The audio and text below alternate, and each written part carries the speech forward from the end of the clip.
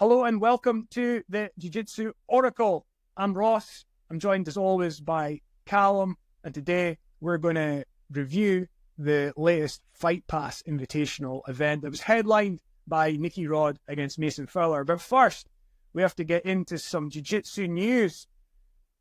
And the major news in the Jiu Jitsu community is the Craig Jones tournament, which seems to be progressing. There has been a post from Craig showing footage inside the Thomas and Mack Center in Las Vegas, where the grappling tournament, if it takes place, would seemingly be held. And there's been some talk online about who might be invited. So, Calum, what do you make of what's coming out? Get us up to speed on what's happening, please. So we've got some new news, as you mentioned, the post from Craig Jones in the arena. Then we also have a post from Lucas Hulk Barboza with some screenshots that I think are from Craig anyway, but I think I maybe missed them on Craig's story, but they're here on Lucas's post. So just kind of like the standard stuff, talking about the cash prize and all that. And then we actually have a crypto account with $3 million in there, so hopefully that is Craig's or whoever's organised in that, and they've not just screenshotted some random crypto account. But yes, seemingly like they've got the funds. I think Craig mentioned as well that arena was a bit cheaper than they thought, so they said that instead of like not giving out all that money, they're just going to give out more money. So already we had about, I think, 2.3 million, 2.32 million between like the 10 grand each and the two 1 million prize pot, so we'll see how that progresses. And then as well, had a list of 32 grapplers, so I think his plan is doing like an over 80 kilo division and an under 80 kilo division, 16-man tournaments. Obviously that adds up to 32 grapplers, so I won't go through the whole list, but you can probably guess like the 32-ish best grapplers in the world, so that's kind of who they seem to be targeting for it. Whether they'll get all of those people, we don't really know. I think that'll probably depend on how close to the actual ADCC event that is. So I guess time will tell. But that, obviously, if he has booked that arena, he's got a date in mind. He's just not revealed that to us yet. So I guess we're going to need to know how close that is to ADCC to know how realistic it is for a lot of these guys to participate in the event. Word on the street, and by the street I mean the Reddit BJJ page, is that we might get some more details coming out in the middle of May. Yeah. Obviously, if stuff's happening, they'll need to firm it up ASAP because people have to make plans. Yeah. So I think, I'd like, to what extent this is Craig kind of like running with his character and being like a bit of a like attention seeker in a way and a bit of a troll. Like there's that side of it, and then there's the side of like maybe he does actually really want to help people get paid in the sport. So to what extent we don't really know, but there was some comments saying like, oh, maybe we'll be on the same weekend as ADCC, and if that's his job, just to be like as big of an annoyance as possible to ADCC, I guess that would be his goal. And I was kind of thinking for myself, if I had qualified for ADCC, would I rather get like a guaranteed 10 grand and a chance of winning $1 million, or a spot at ADCC? I think I'd probably rather participate in ADCC just because like winning 1 or 2 matches on that could be pretty big for your career, and I think you can make more than 10 grand out of that. But maybe for other people with different priorities, they would maybe choose the other event. But again, we don't really know the date of that, so we'll need to see. If there is a split, if people are forced to make a decision, I think that would be a shame. It'd be good for the athletes if they're getting paid. It'd be sad for the fans if some people make a decision to do one tournament or the other, because ultimately we want to see the best guys up against each other. So hopefully whatever happens, it's in a way that guys can do both if they want to do both. Yeah. My latest thought on it, and we had a discussion at the end of one of our recent podcasts about the tournament. My recent thought on it was, Craig's at a gym that seems to put a high value on ADCC. I base that on hearing guys like Nicky Rod and Nicky Ryan talk about it and talk about how they want to do well at it. So then they're Craig's teammates, and then Craig off doing his thing where he's creating this tournament, and I just wonder if like his teammates are going to have to make decisions and how they feel about it. So it's getting more interesting. I'll say that. So still, details are quite vague though, as well. So we'll see if there's any progress over the next couple of weeks. But certainly seems to be heating up one way or the other. Another event that looks amazing that matches have started to come out for is the next WNO. Who's number one? It's going to be on Thursday, June 20. And they have put out slowly on their Instagram channel, I think Flow Grappling's Instagram channel, some matches. So, Calum, let's play a game. Yeah. Is the match going to be a banger or not? Or you're not sure, right? But just, like, do we award this match banger status as of now, right? So, first off, Diego Pato against Fabricio Andre. I think definitely a banger. Definitely a banger. Are we going into detail with the match? Oh, we'll do a full preview nearer the time.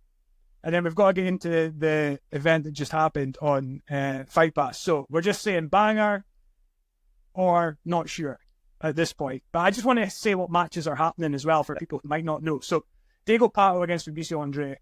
We're awarding banger status. Elijah Dorsey against Joseph Chen. Banger. Yes. Cole Abate against Ethan Krellston. Banger. I believe Victor Hugo against Luke Griffith. I'm not sure whether that one's going to be a banger or not, if I'm honest. Right. So this is a point. What gets something banger status? Right. I guess the history of the athletes being in exciting matches, the pace of the athletes, style of the athletes, and the style matchup between the two. Okay. So I'll say Victor Hugo against Luke Griffith. What about if we look at it another way? Right. If that was the main event, would that be a worthy main event? Is it two guys of high level going up against each other that you really want to see? Yeah, which they are, but well, I don't know if what's going to be the main event of this, but definitely, I don't know, I feel like there's sometimes a favoritism towards like the heavier athletes as sometimes being the main events, and there's a lot of like smaller guys on this card, but I definitely think like the kind of status of some of these other matches are higher than that, so I don't know. What I'll say is I got really excited when I saw that this, I think, is a match. Yeah. Because Luke's just off an amazing win that we'll get more into later on this episode. And Victor Hugo has looked amazing of late. And I think like they're two guys, both of them could win the ADCC division over 99. They are both in great form. To see those two guys lock horns against each other, I think is going to be awesome. So while the match might not be as fast-paced and exciting as Diego Pato against Fabricio Andre, I think like to see two heavyweights of the sport, and I mean that both in terms of their physicality, but their sort of increasing status, then I think that's a great match. And one more, J-Rod against Kaynan Duarte. Oh, banger, of course. So I think that card looks really, really good. And very much looking forward to watching it. And we'll have a full preview at the time. Yeah, Francisco Lowe versus Couch, I think one other one they put in, so that's looking good as well. But yeah, the card is looking pretty good, so looking forward to it. Absolutely 100% correct. And I've just not mentioned Francisco Lowe against Jacob Couch, even though it is written down right in front of me. So well remembered. Yeah. Status? Banger, that should be a good one, I think. Yeah, good. See? Cards full of bangers. Right. Let's talk about an event that has happened. FPI. Yeah. Headlined by Nicky Rod against Mason Fowler. Yeah. What did you make of the main event, Calum? That was a terrible time to take a drink. New question was coming.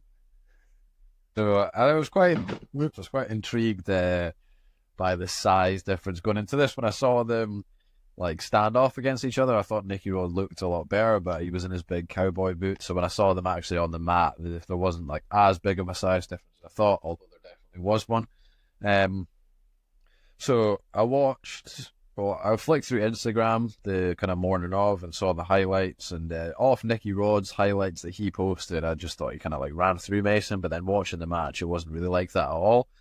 It was actually really competitive. Could definitely say that Mason had the edge. Would it have went to a decision before kind of like the last couple sequences where Nicky Rod scored his points in the overtime. So Mason did a really good job of pulling guard and then wrestling up instead of choosing to exchange on the feet with Nicky Rod. So played a really good half guard game.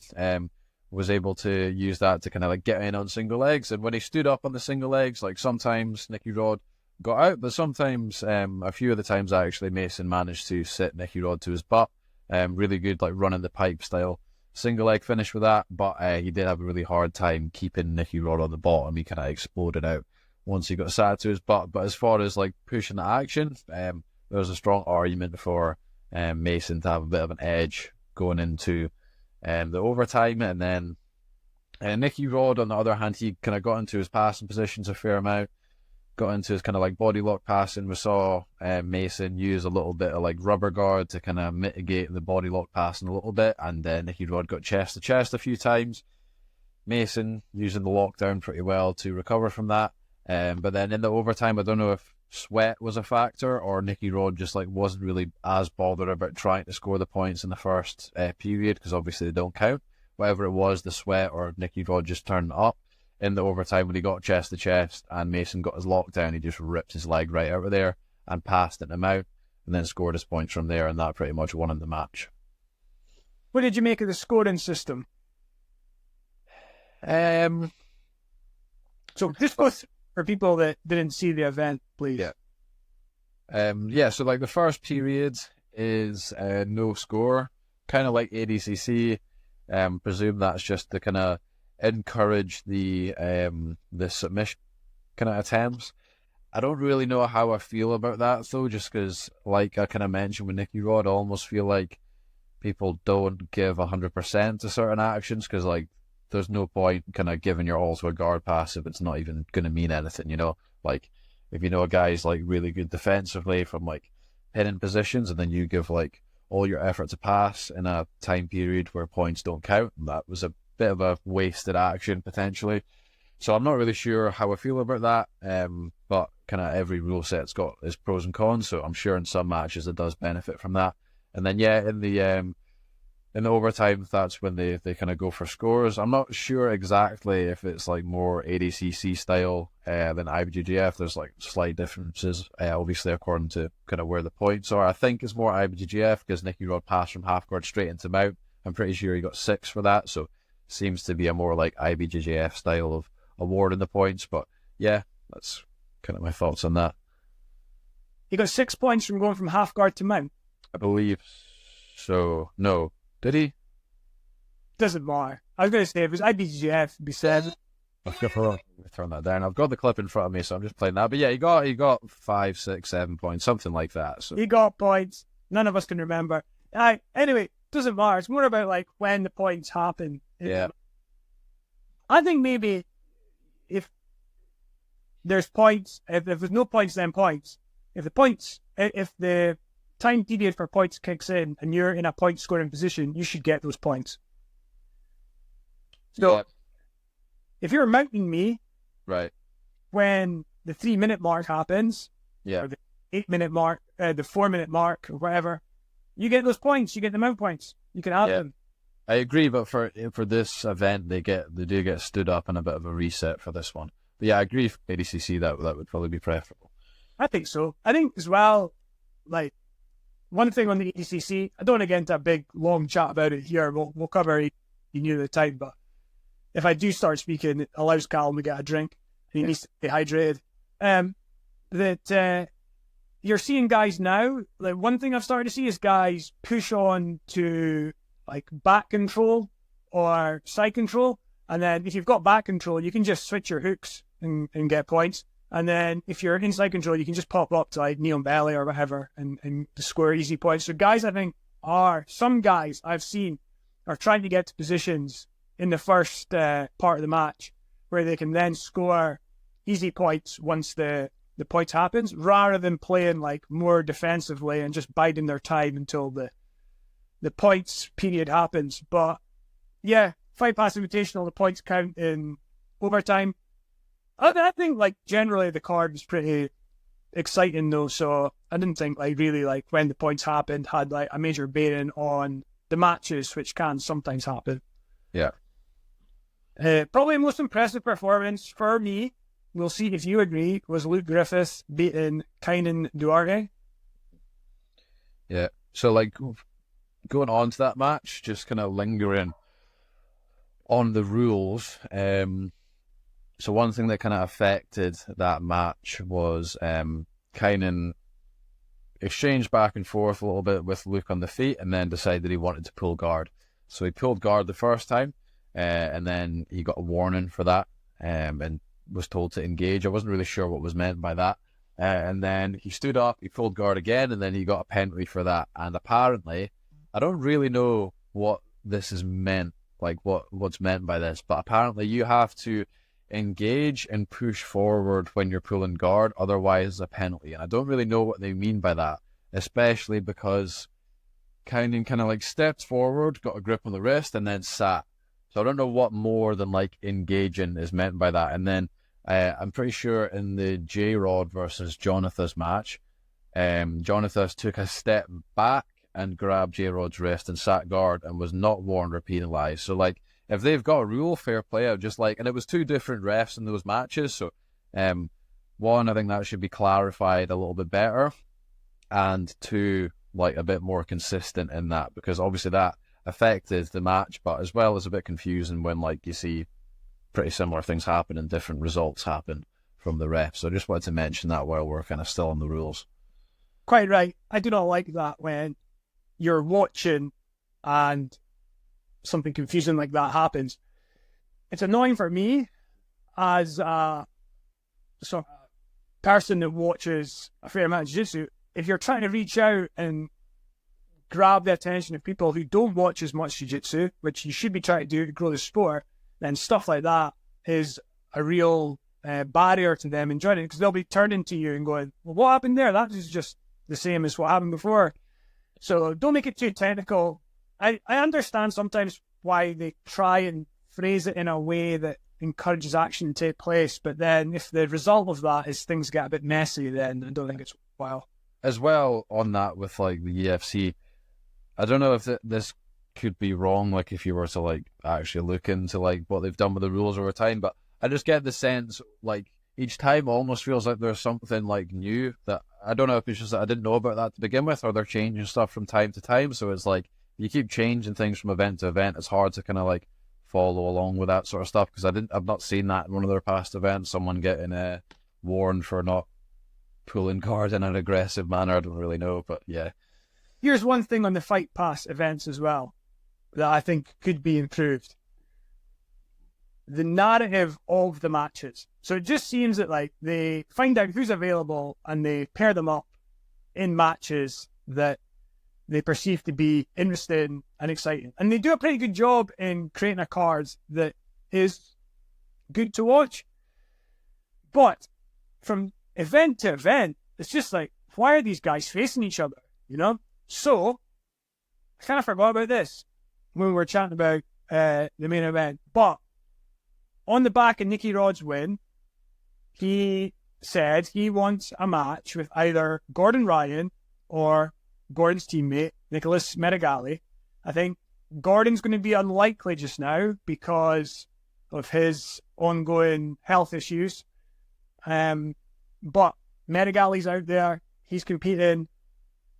Nicky Rod against Meregali, to me, is now the match to make coming out of this event. Yeah. Nicky asked for it. Meregali's Gordon's teammate. You've got the natural rivalry between B-Team and New Wave. As a fan, that makes logical sense in the storyline progression. Whether it will happen, I don't know. it's not always so easy just to say that two guys are going to face each other. You know, you've got to get an agreement from them both. But that said, I would like to see on the Fight Pass events and WNO, now we come to mention it, because we've got a card of bangers coming up, but like, what are the storylines of the matches and what's going to convince you to tune in and watch it, other than there's going to be some exciting jiu-jitsu happening? And the amount of people who want to watch jiu-jitsu on the proviso that it might be exciting is like very small. So I would just like to see a bit of storyline on the FPI events. Now, Nicky Rod said he would like to face Gordon or Meregali. Do you think he's in a place where he's ready for that? Well, see, now that's a good question. Yeah. Because of the time it's taking you to answer it. So the cogs are turning. Yeah, well, can I exclude Gordon because I don't really know what's going on with him, to be honest. But yeah, I was just thinking over the Meregali. I think Meregali's obviously shown himself to just be better, like in the no-gi scene recently. Just kind of like stylistically thinking about it, so be interesting to see how his wrestling matched up against Nicky Rod, because he, like we said in the last one, he's not pulled guard since last ADCC Worlds, if I remember correctly. And then, like, even if he puts Nicky Rod down, and like Meregali's pretty much won all his matches, like putting his opponent down, keeping them down, passing their guard, and then doing whatever to them. So be interesting to see if he could keep Nicky Rod down as well, because that's quite a task. So stylistically, that's an interesting one. I'd definitely like to see that. Yeah, I think Meregali's been on a tear. Nicky Rod's generally looked good. Had the match against Victor Hugo that didn't go his way, but I think this was a good bounce back win for him, as it were, you know. And yeah, I think Nicky Rod against Meregali makes a lot of sense. I don't think Nicky Rod yet has got like a statement victory where he's like, right, now I'm ready for Gordon, bring it on, let's do that again. Yeah, because Gordon's still the final boss. Yeah, aside from his last match with Gordon, that's like the most match like that you could kind of say. Yeah, I mean, I think like we could get into that match again, but like I think like just like the way it happened at the end with the time expiring, and yeah, no, I agree. He did quite well in the regular time as well. Supposedly broke Gordon's foot, but yeah, no, I think like I agree with what you say, but I think that would be like the most thing he kind of cling to, like, oh, look what happened last time we had a match together, you know. I think, yeah, what I'm trying to say is, just to qualify for anyone who didn't see it, is like, I think like the last time Nicky Rod and Gordon faced each other, Gordon had like the better of like the vast majority of the match, but Nicky Rod had two moments where he had a foot/leg attack on Gordon, and as time expired in overtime, he had his arm around like Gordon's jaw or whatever, right? And you go back and watch the match now, but I just think those two moments are currently why Nicky Rod would be campaigning for a rematch with Gordon.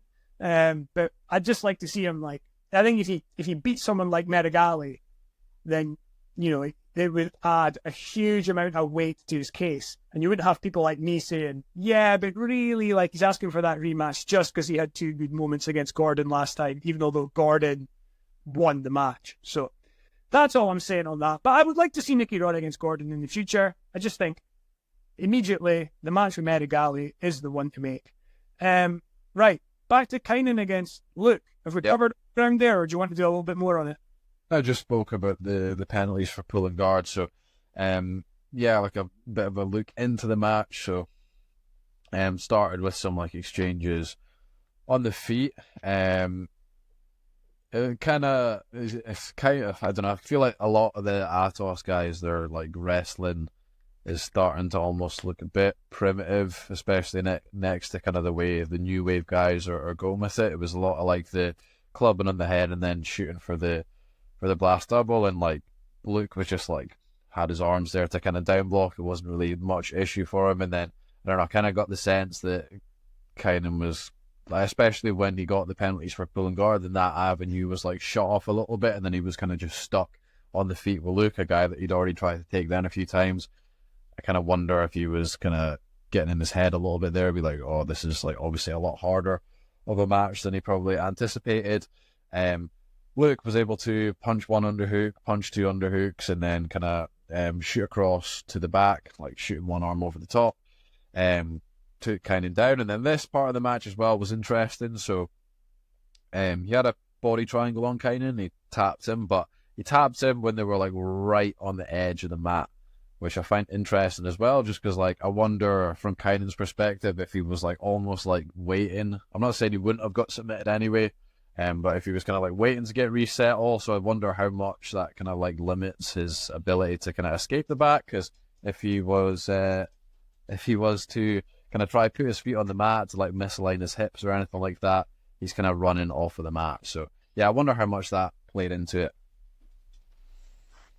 I do not like the raised mat. Yeah. I think it's asking for trouble. Not just in terms of athlete safety, you know, you could go over the edge, but just in terms of like there being that drop, and then even if they don't spill over and like land on the actual floor, just the awkwardness of trying to reset positions there. Just make a bigger, like you've got that big venue, just put more mats down, you know, like, I mean, and then, you know, once you've expanded the match space, just make the referees like hyper vigilant at like keeping the action like in what is the middle. There's a whole other argument about like whether the pit's a better arena for it, whether if you're competing on a floor with a boundary there should be push out points, but I just think like of all the options, I think a raised platform is the worst for grappling. Yeah, I agree as well. Like, I'm just rewatching the clip a bit here. Like, they were literally like spilling over the mat to the point where like the people on the side were like literally like pushing them, making sure they didn't get put back in. And I'm kind of just wondering from Kainan's perspective, like surely some part of him was thinking like, okay, like we're gonna get reset here, especially like a kind of staticky position like the back. Like Luke was like fighting his hands through, getting some rear naked choke attempts, but he didn't have it synced in at that point. And I'm just wondering, like a static position like that, why they weren't reset. I'm not saying that he would have got out anyway. I don't really think he's showing the best ability to get out of like bad spots in his matches before, but I just wonder why that wasn't reset. From my perspective, like if I was like had someone on my back from there, I would probably be thinking it would be getting reset. So yeah, another thing to maybe consider for the UFC. Yeah, and in those situations, like purpose and intent is huge. So like if you're hell bent on getting the submission and I'm second guessing as to like whether we reset, that can just be the difference between you like punching in that submission and not, you know.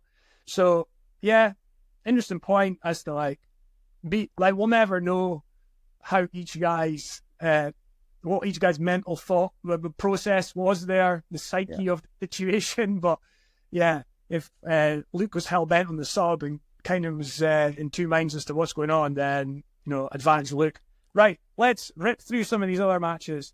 Giancarlo Bedoni against Gabriel Arges. Yeah, so masterclass here from Bedoni.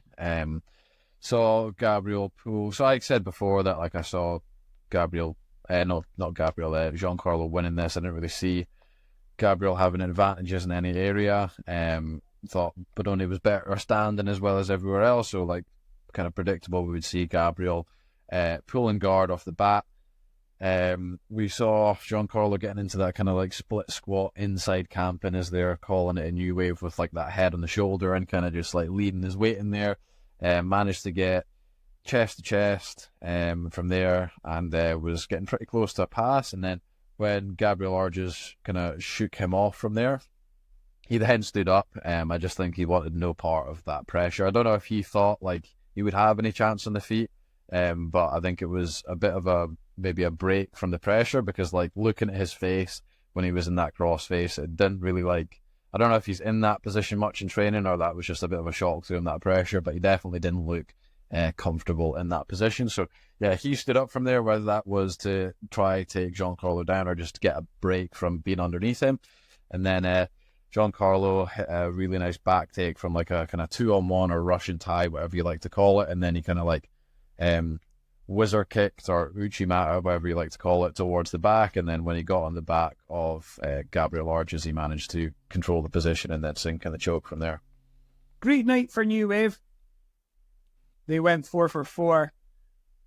Two other matches that we mentioned on the preview were Oliver Taza against Pedro Rocha and Helena Cravar against Aurélie Laverne, and both the New Wave troops came away with the victory, Oliver and Helena. Anything you want to touch on from those two matches?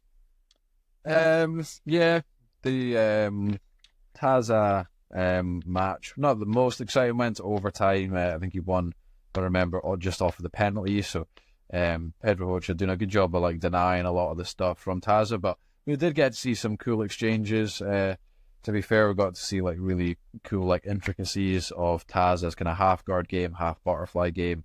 When Pedro was getting into those positions, then saw like a really good kind of wrestle up from the dogfight and like the classic roll under sweep when they start pressuring in. So there was some good exchanges, not the most like action packed match from start to finish though. Okay, so that meant there were wins for Helena, Oliver, Giancarlo, and Luke. Great yeah. event for New Wave.